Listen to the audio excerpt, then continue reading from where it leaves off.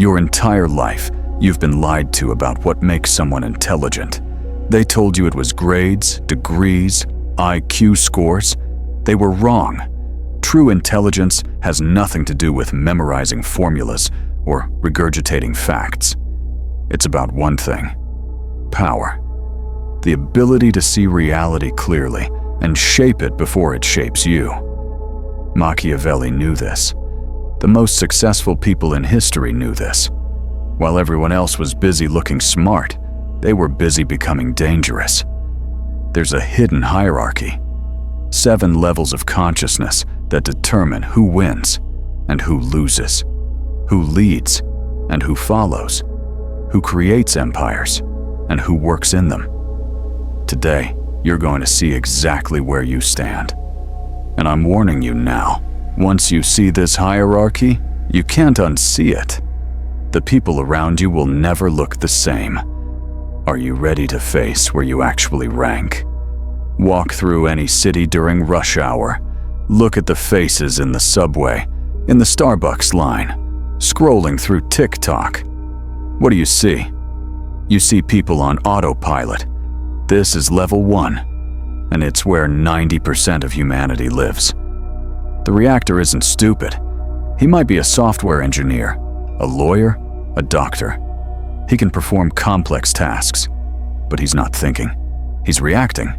His life is pure stimulus response. Alarm rings, he wakes. Boss emails, he jumps. News tells him what to think, he thinks it. Instagram shows him what to buy, he buys it. He believes his opinions are his own, but they're not.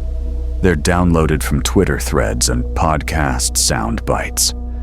Machiavelli said, "Men are so simple and so ready to obey present necessities that one who deceives will always find those who allow themselves to be deceived." The reactor is defined by zero agency. Everything is someone else's fault. The economy, the government, his ex, his luck. He's a victim of circumstances he refuses to navigate. Freedom terrifies him because freedom requires decisions. He wants someone else to tell him what's good, what's bad, what to do next. His greatest fear?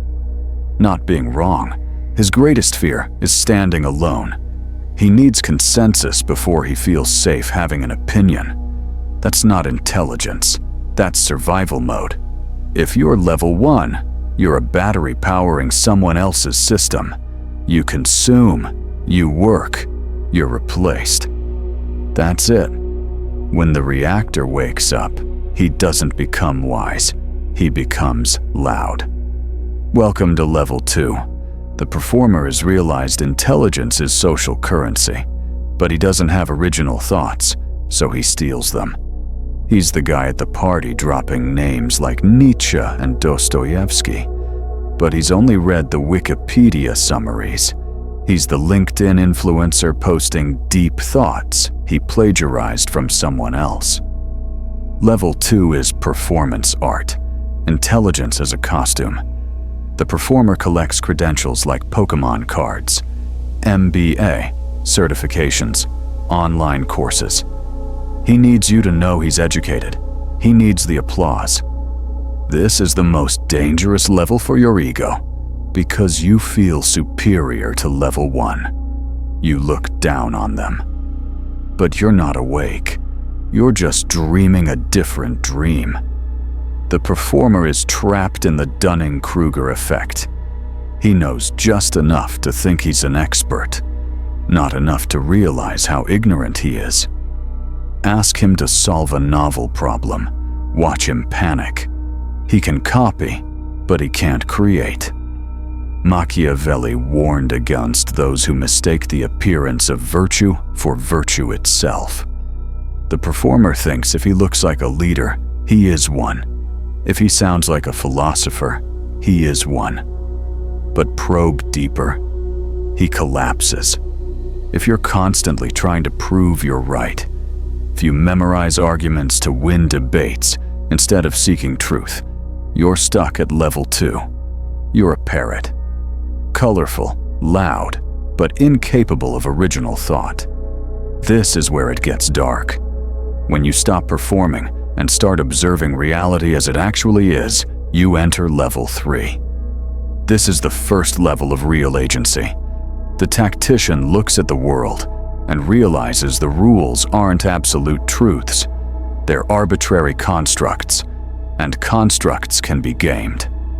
Machiavelli wrote, "The lion cannot protect himself from traps, and the fox cannot defend himself from wolves. One must therefore be a fox to recognize traps, and a lion to frighten wolves." Level 3 is the fox. The tactician sees the traps. He understands incentive structures. He looks at his boss, his partner, the political system, and asks, what do they want? What do they fear? How do I leverage this? This is transactional intelligence, cold, strategic. The tactician climbs corporate ladders not by working hardest, but by maneuvering smartest. He knows who to flatter, who to avoid, when to speak, when to stay silent. But here's the trap. When you view every interaction as a transaction, you kill connection. You see people as chess pieces. You become powerful but paranoid. You trust no one because you assume everyone is playing the same game. Many successful CEOs, politicians, Silicon Valley founders stop here. They have money, status, power, but no peace. They're trapped in perpetual threat scanning mode. They're winning the game, but they're not free. To rise higher, you must stop reacting to the world. You must become a force within it. The tactician tries to navigate the world safely. The commander shapes the world through sheer force of will. This is high command. The commander doesn't just see the chess pieces. He moves them with conviction. He's not afraid of conflict. He thrives in it. Machiavelli said, "It is better to be feared than loved if you cannot be both." The commander understands this in his bones. He makes the hard decisions everyone else is too scared to make. He accepts the weight of responsibility. At level 4, intelligence becomes generative. You're not exploiting opportunities. You're creating them through execution. People follow the commander not because he manipulates them, but because he represents order in chaos. He's the lighthouse in the storm. Think Elon Musk, Steve Jobs, Patton. These are wolves. They lead from the front. But the wolf has a fatal flaw: visibility. The commander is loud. He takes credit, but he also takes blame. He's a target. His power is tied to his presence. If he shows weakness, the pack attacks. If he gets sick, the empire wobbles. The commander is exhausted. He carries everything on his shoulders. He thinks power is about doing, controlling, being seen. He hasn't learned the ultimate lesson. The most dangerous things in the universe are invisible.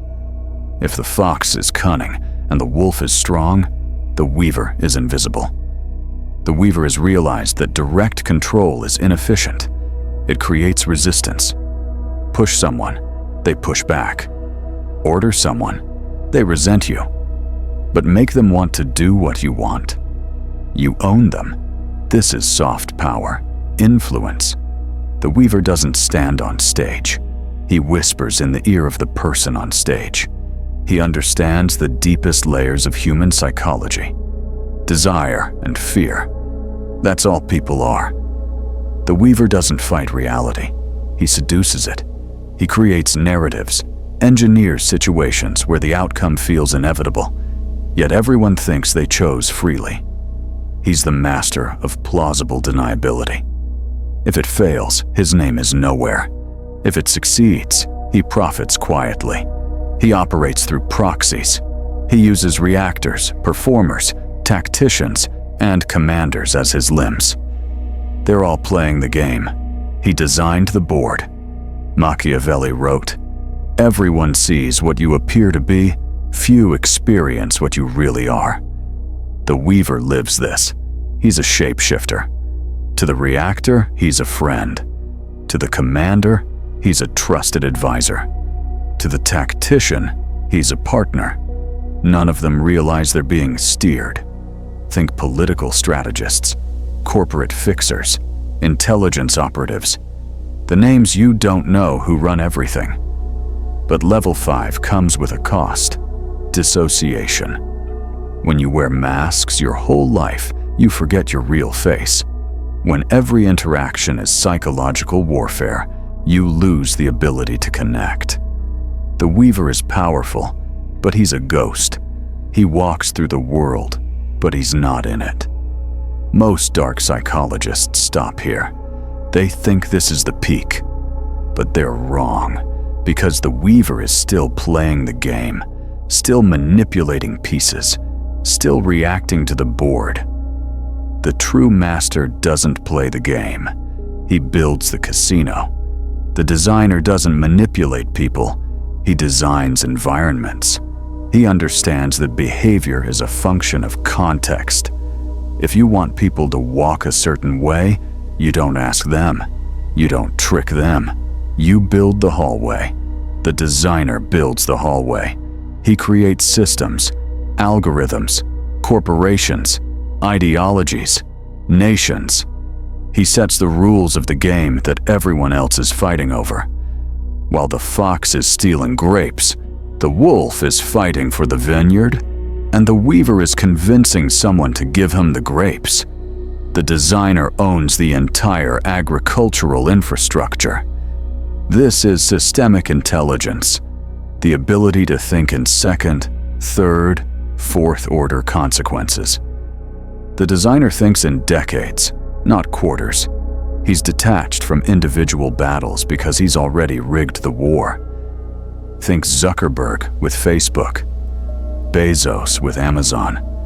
The people who designed social media platforms don't care what you argue about. They don't care who wins. They built the arena. They profit from the noise. Machiavelli understood systems. Whoever conquers a free town and does not demolish it commits a great error and may expect to be ruined himself. The designer doesn't conquer. He rewrites the code. To reach level 6, you must abandon personal glory. You must fall in love with structure itself. You must study economics, psychology, history, biology, and weave them into a single framework. The designer is rare, maybe 1 in 10 million. They're the names that outlive their lifetimes. Not the kings who fought, but the architects who made the kingdoms possible. But even the designer isn't the final level, because he's still attached to his creation. He still cares if the system works. If it collapses, he suffers.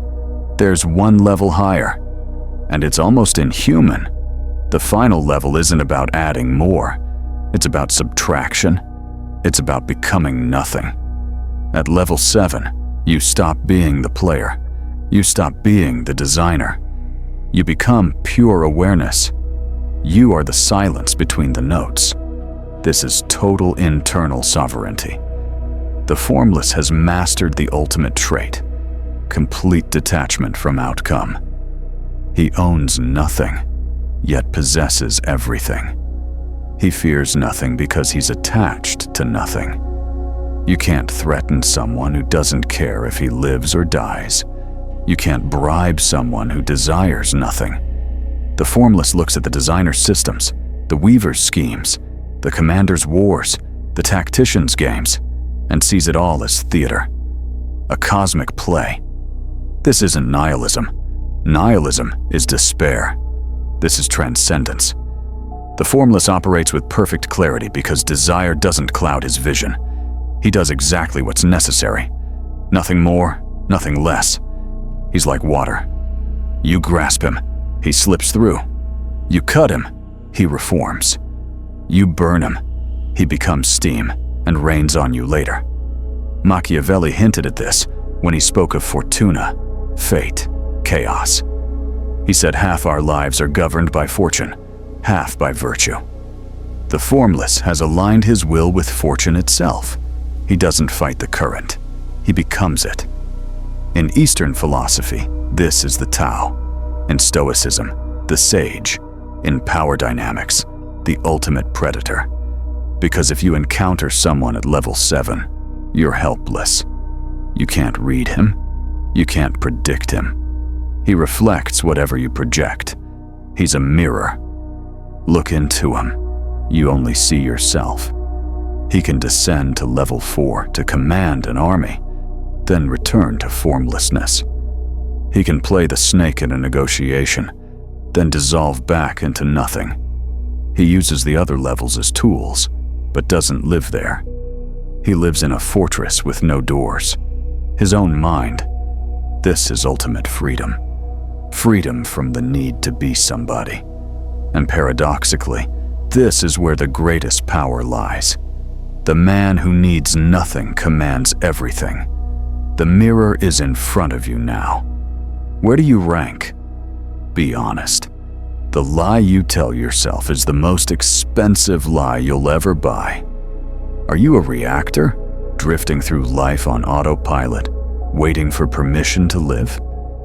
Are you a performer, seeking applause, pretending to understand things you've never truly studied? Are you a tactician, paranoid and transactional, trapped in the rat race? Are you a commander, exhausted from carrying the weight, a visible target for everyone? Are you a weaver, hiding in shadows, losing yourself to the masks you wear? Are you a designer, obsessed with systems and legacy? Or are you approaching the formless? Most of you are oscillating between level 2 and level 3. You know the game exists, but you're still seeking validation or trapped in transactions. That's fine. Awareness is the first step, but understand this. The system is designed to keep you down. School keeps you a reactor. University makes you a performer. Corporate America traps you as a tactician. They don't want designers. They're terrified of the formless. If you want to climb, you must go against every biological and social program running in your brain. You must kill the part of you that craves approval. You must kill the part that needs safety. You must accept that intelligence isn't about being nice or right. It's about being effective. It's about seeing the code. You don't climb by consuming more information. You climb by destroying illusions. Wake up to the value of knowledge. Stop caring what people think. Care what works. Develop courage. Take responsibility. Learn subtlety. Master psychology. Learn systems thinking. Practice patience. Let go of everything. It's a long road, a dark road. Most people turn back. The herd is warm and comfortable. The mountain is cold and lonely. But the view is incomparable. When you stand at the top, looking down at the chaos below, you realize all the stress, the drama, the politics. The noise was just a game you no longer have to play. You can just watch. And in that watching, you find the only thing that matters: power over yourself. Most people will never leave level 3. They'll be smart, successful foxes, always afraid of wolves. They'll never become the commander. They'll never build empires. Why? Because they still believe in the rules. They think if they're clever enough, the rules will protect them. They won't. The secret to breaking through requires something fundamental: a fracture in your moral programming. The willingness to do what society says is unforgivable, but I can't explain that here. The algorithm won't allow it. The masses would report it. It's too sharp for public consumption. If this opened your eyes, understand this is only what can be shown publicly. There are levels of knowledge that can't be discussed on platforms like this without being censored. If you're still here, You're different. Subscribe if you want more. But if you want what's hidden, you know where to find it. Most won't. That's the point.